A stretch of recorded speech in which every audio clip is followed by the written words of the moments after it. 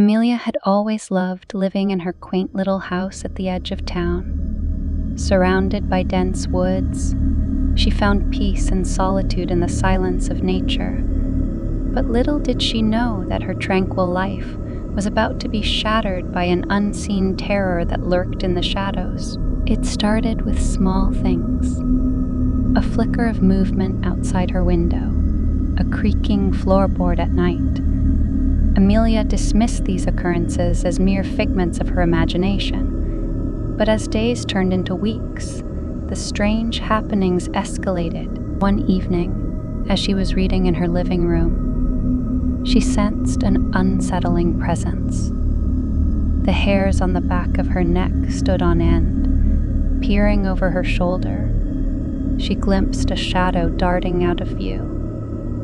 Her heart pounded in her chest as she tried to rationalize the inexplicable sighting. Unable to ignore her unease, Amelia contacted the local police.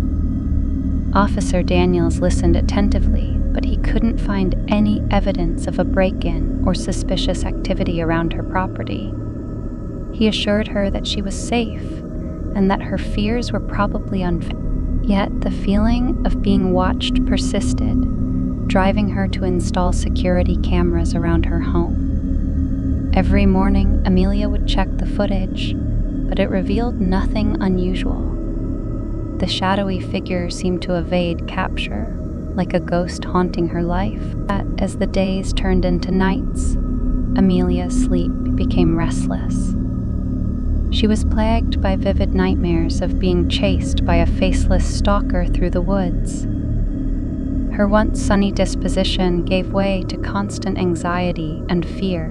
One stormy night, the power went out. Amelia huddled in her living room with a flashlight, trying to distract herself with a book.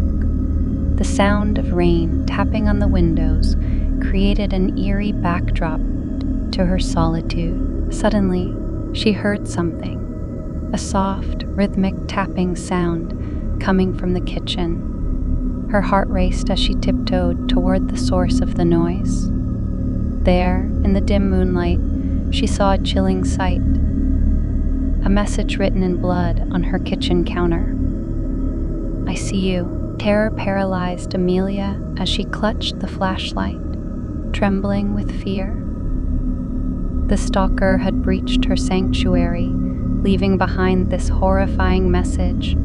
She called the police, and Officer Daniels arrived quickly, his face grim with concern. They searched the house thoroughly, but once again, there was no sign of the intruder. The message was wiped clean, as if it had never existed. Amelia felt her sanity slipping away, haunted by the sinister words that had appeared so suddenly. In a desperate bid to escape the terror, Amelia decided to stay with her cousin, Sarah, who lived in the city.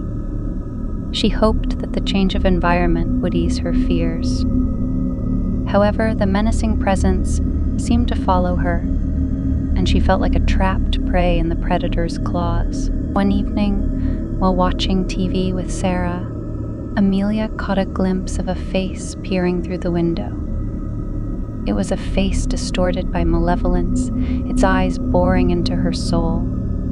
She screamed, and Sarah rushed to the window, but there was no one there. Amelia knew she had to confront her stalker to reclaim her life and sanity.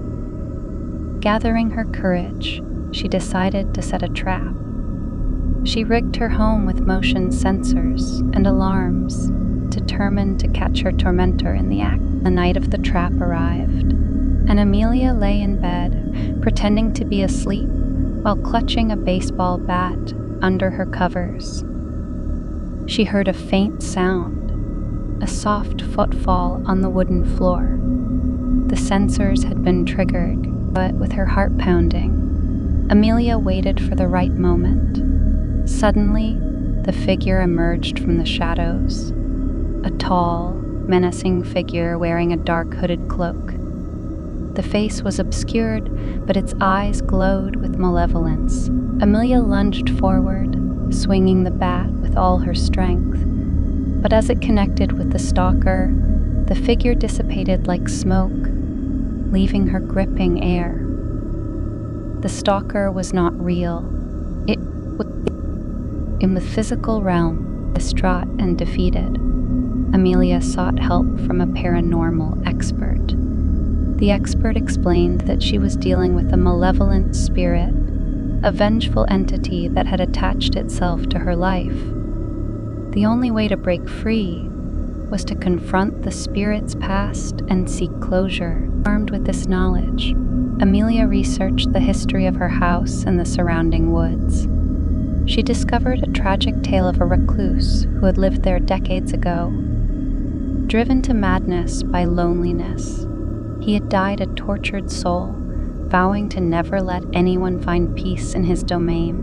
With newfound determination, Amelia performed a cleansing ritual, confronting the spirit of the tormented recluse.